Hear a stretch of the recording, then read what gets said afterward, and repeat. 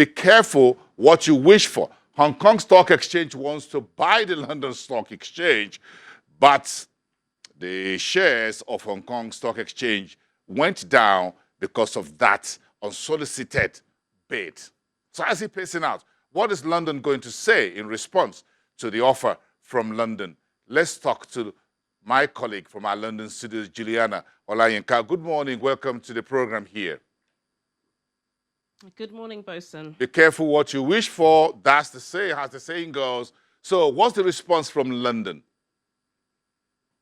Well, it was interesting. Yesterday, mid-morning, when this announcement was made, the City traders were so excited. Shares in the London Stock Exchange jumped by 7%. But of course, as you were just saying, the same can't be said in Asia. They wiped off nearly $1 billion off the operator purely because everybody kind of knows that London is likely to reject it.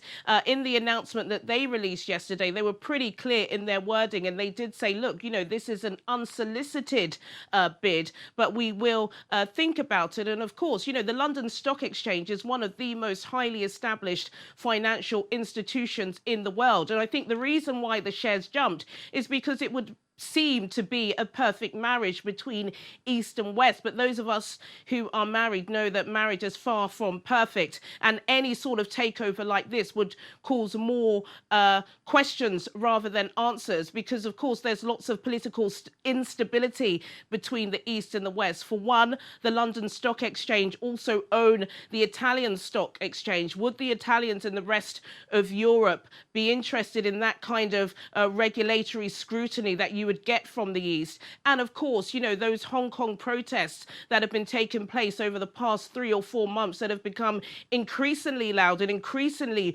violent is really because Hong Kong is saying they do not want Beijing's influence. So if indeed the Hong Kong Stock Exchange would take over London, it would be seen as a Chinese takeover, and I'm not sure London would be willing to accept that. Yes, interesting.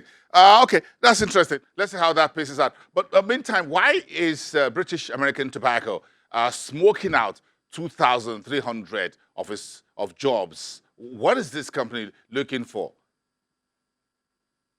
Well, it's an interesting story, actually. As soon as BAT announced that this morning, their shares rose by 1.1%. So clearly, they're answering something that shareholders want. BAT are the owners of those popular brands, Benson and Hedges and Dunhill, and they have seen the market change over the past several years. They've got a new CEO. He's named Jack Bowes. He's been in the position for about 5 months. And last month, they saw their shares in tobacco and cigarettes dropped by about 3.5%. And in other products, well, it's seen as to be other, like vaping and some other tobacco accessories, they've jumped by 27%. So clearly the market is changing. So this job fall, this job cut is going to affect about 20% of their most senior staff. And this is going to take place and finish by about January.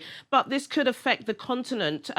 British American Tobacco do hire about 2,000 people in South Africa. And over the years, British American Tobacco have been accused of really pushing the illegal tobacco trade in South Africa. So, yeah, lots of jobs will be cut, but the tobacco industry is changing.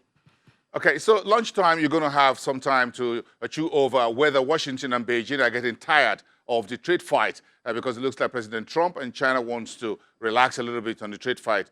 Perhaps everyone's going to get hurt at the end of the day. Maybe reason is beginning to prevail. Thank you so much, Juliana, for coming through on Business Morning.